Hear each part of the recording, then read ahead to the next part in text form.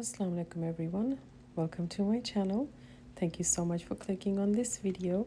I hope you're having a wonderful day or night whenever you are watching this. So today's recipe is very simple and very easy to make, but so good. So let's get started. So I'll be making some chicken and potato cutlets. So I have 2 pounds of potatoes here that I've already mashed, and I have 1.5 pounds of chicken breast that I boiled with some garlic, about a tablespoon of garlic, tablespoon of ginger, and half a teaspoon of salt, and 1 teaspoon of black pepper. You can add more or less salt according to your need or diet or your taste. And then I mash up the potatoes and I shredded the chicken. And to that I'm going to add about a tablespoon of green crushed chilies.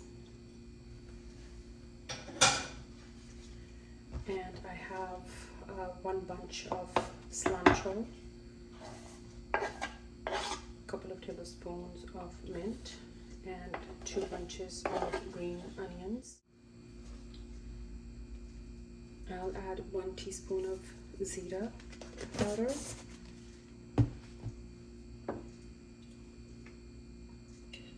just a little, half a teaspoon of turmeric,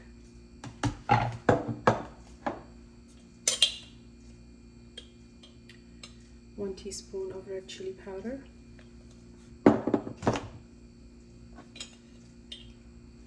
1 teaspoon of garam masala,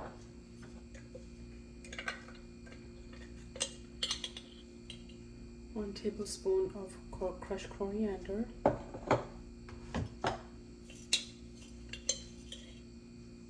1 tablespoon of chili flakes, red chili flakes,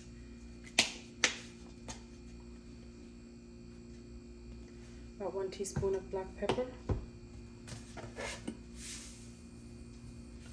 and about a 1.5 teaspoon of salt, but add salt according to your taste. Mix everything and taste it and see if it needs more or less.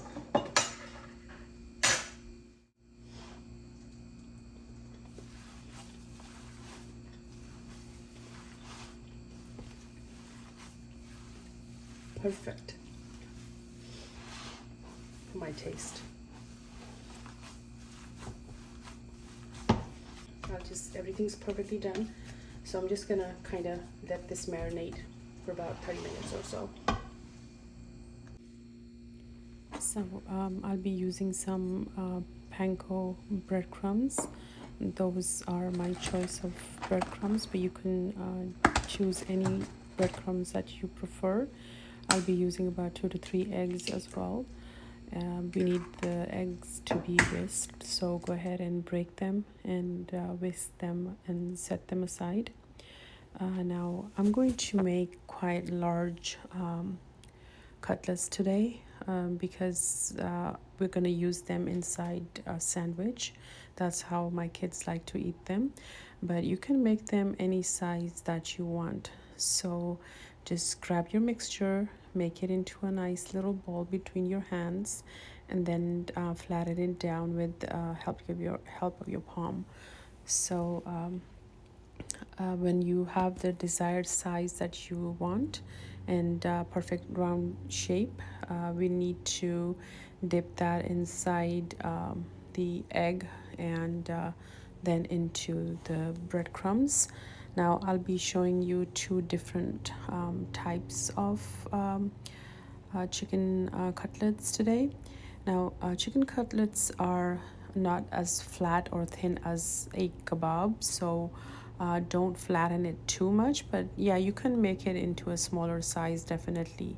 So dip it in the egg wash, then in the breadcrumbs. Make sure that the sides are coated with the breadcrumbs as well. Pat it down a little bit so all the crumbs are nice and the patty is covered with the crumbs nicely. Now I've already made a few regular ones, and now I'm going to make one with the cheese in the center. So make a little nest and make sure it's a little deep in the middle. Now grab your choice of cheese. I'm using mozzarella, and put some cheese in there, and then just fold the sides like that. Then make it into a round ball, and flatten it down with your palm. And now dip it in the egg wash, and then in the breadcrumbs. So go ahead and do that, and then we're gonna do the frying next. So let's start to fry these.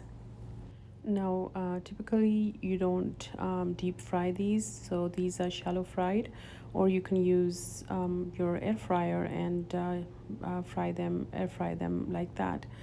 Those are much healthier, obviously, so it's up to you and your choice. Now once you have them in the oil, make sure your heat is medium high, not too high. And once they are nice golden brown on one side, turn them over and let the other side turn nice and golden brown as well. And then just take them out on a paper towel. Now I made about 17 in total, but my patties were, or my cutlets were pretty big. So if you want to make smaller ones, you can do that, and I'm sure it will yield a lot more. So here I have the first batch ready, and my kids just could not wait to just dig into them. I served them with some fries on the side, and they all make their own sandwiches or whatever they need to do.